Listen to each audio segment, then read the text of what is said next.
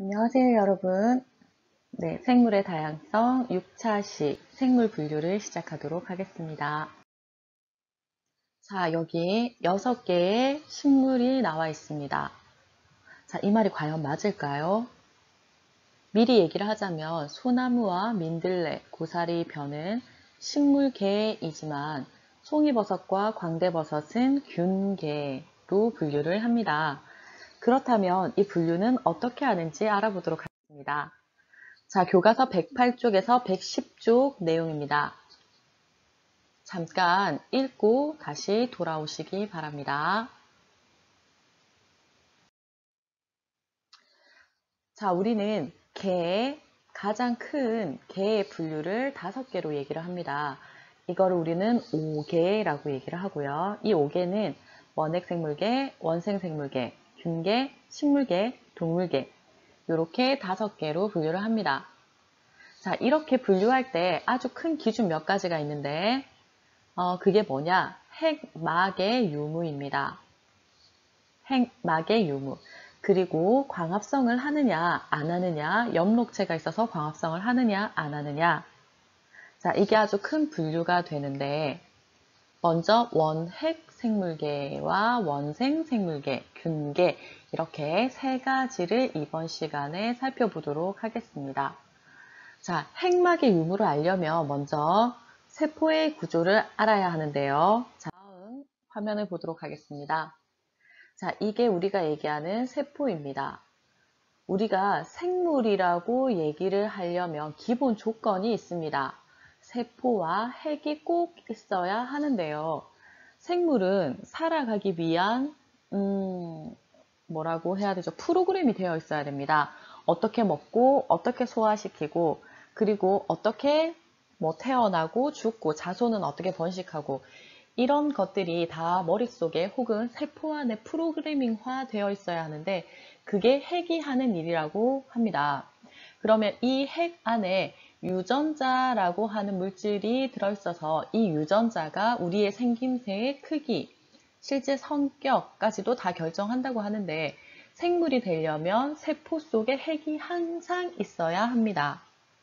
자, 여기에 왼쪽 식물세포, 오른쪽 동물세포가 나와 있습니다. 동물세포의 구조가 더 간단하니까 동물세포로 보겠습니다. 자, 이 가운데 이렇게 있는 이 부분이 우리는 핵 안에 있는 유전자라고 생각하시면 됩니다. 핵 안에 있는 유전자가 여러분들의 모든 걸 결정한다고 생각하면 굉장히 중요한 거잖아요. 이 중요한 걸 막으로 둘러싸고 있느냐 없느냐 이게 굉장히 중요한데요. 자, 물풍선이 있는데 물만은 보관할 수가 없지만 물을 풍선 안에 넣으면 그 물을 보관할 수가 있잖아요. 그것처럼 이 막이라고 하는 건 물을 보호하고 있는 풍선과 같은 거라서 이 유전자를 이 막으로 보호를 하고 있느냐 없느냐는 매우 중요합니다.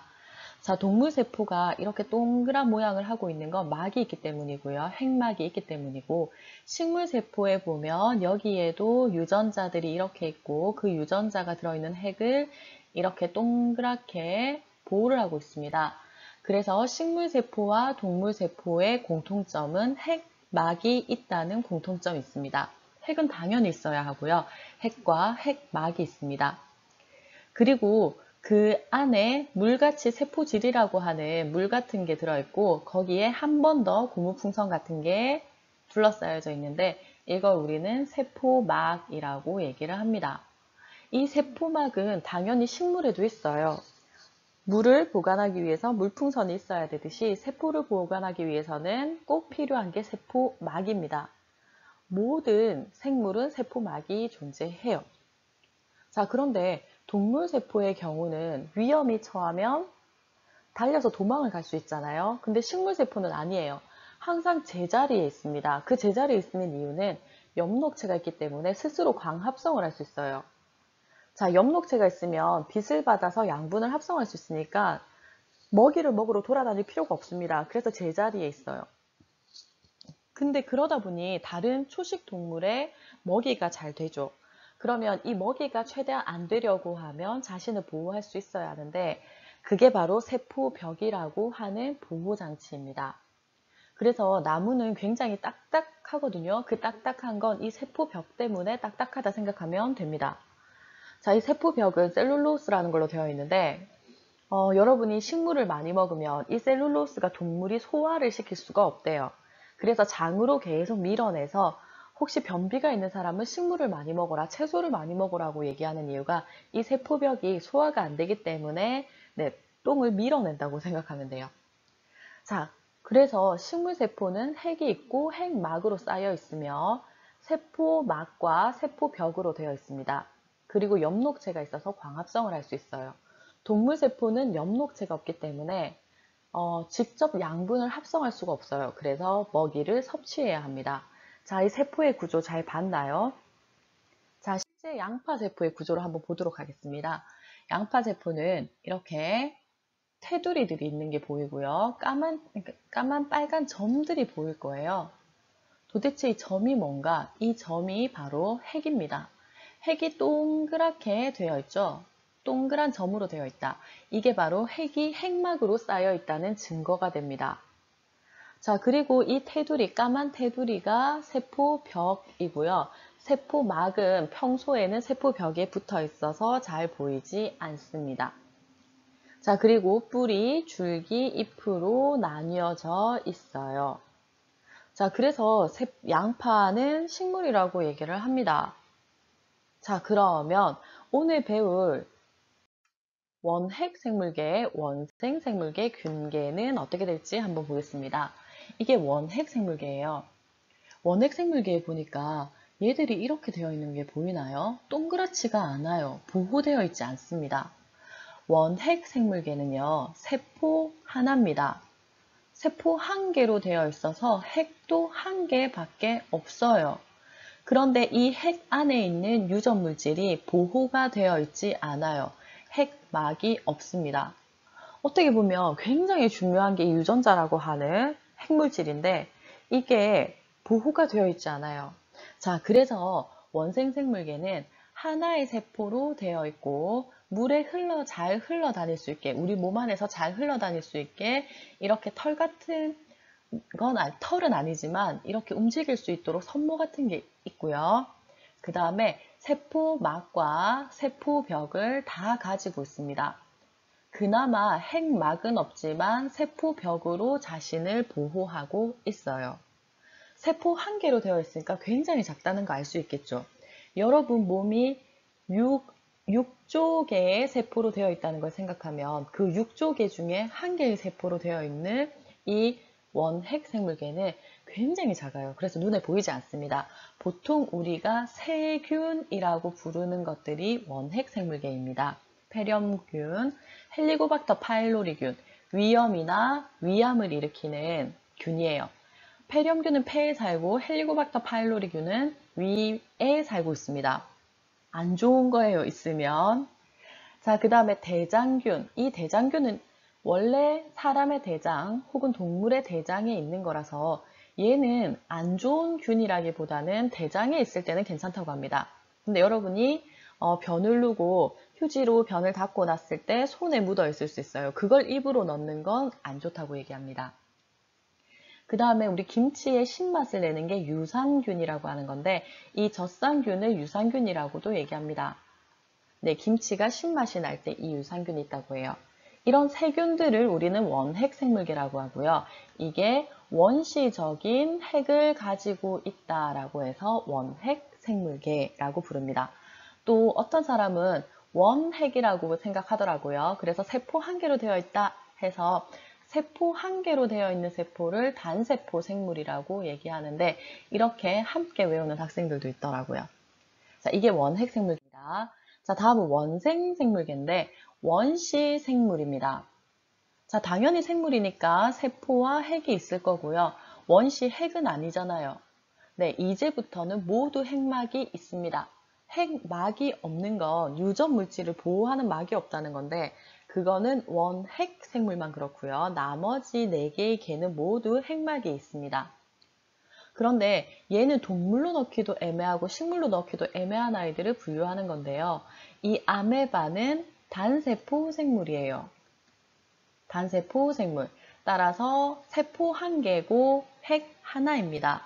그런데 집신벌레 같은 다른 생물들을 이렇게 해서 쑥 해가지고 그 소화효소를 내보내서 그냥 몸 안에서 바로 소화시켜 먹습니다. 그러니까 먹이를 잡아 먹어요. 그럼 동물이라고 해야 하지 않나? 하지만 동물이라고 하기엔 너무 작아요. 세포가 한 개밖에 없어요. 그러니까 동물에 넣지 않고 원생 생물계로 넣습니다. 그러니까 동물로 넣기 애매하면 원생 생물계입니다. 집신벌레도 단세포 생물이에요. 그런데 네, 다른 것들을 먹고 살아야 돼요. 얘도 동물이라고 하기에는 세포가 하나이기 때문에 애매해서 원생생물계로 넣습니다. 자, 미역은 여기 햇빛 보이죠? 광합성을 합니다. 광합성을 한다는 건 엽록체가 있다는 건데요. 엽록체가 있어서 광합성을 해요. 자, 그러면 식물이라고 넣어도 되잖아요.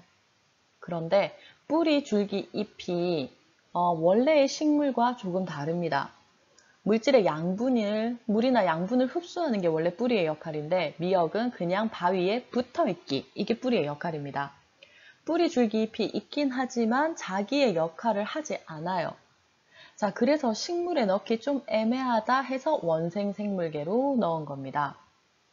자, 어떻게 보면 아메바나 집신벌레는 동물에 넣을 수도 있는데 단세포 생물이라 넣지 않았어요. 그래서 원생생물계. 미역이나 김은 식물에 넣을 수도 있었겠지만 뿌리, 줄기, 잎이 구별이 되지 않아요. 그래서 바다에 사는 해조류들은 전부 원생생물계로 분류를 합니다. 자, 마지막으로 균계. 균계라고 하면 세균을 생각하기 쉬운데 절대 세균 아닙니다. 균계는 버섯, 곰팡이, 효모를 생각하시면 돼요. 자, 얘들은 어떻게 보면 버섯은 식물 아니야? 식물이 아닌 이유가 엽록체가 없어요. 녹색 잎이 없어요. 엽록체가 없다는 말은 광합성을 못한다는 겁니다. 그러면 양분을 합성 못하니까 먹이를 섭취해야 하잖아요. 근데 운동성도 없어요. 운동을 못하니까 먹이를 잡으러 다닐 수도 없어요. 그러면 양분을 도대체 어떻게 얘는 먹이도 못 먹고 스스로 만들지도 못하는데 양분을 어떻게 얻을 것인가? 그래서 판단하는 게 기생입니다.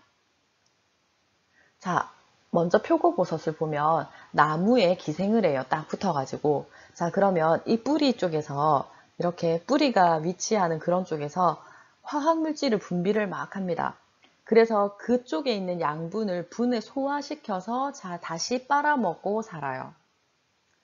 그러니까 자기가 뭐 잡아먹을 수도 없고 직접 만들 수도 없으니까 기생을 하면서 거기에다가 남아있는 양분을 자기가 빨아먹고 산다고 생각하면 돼요.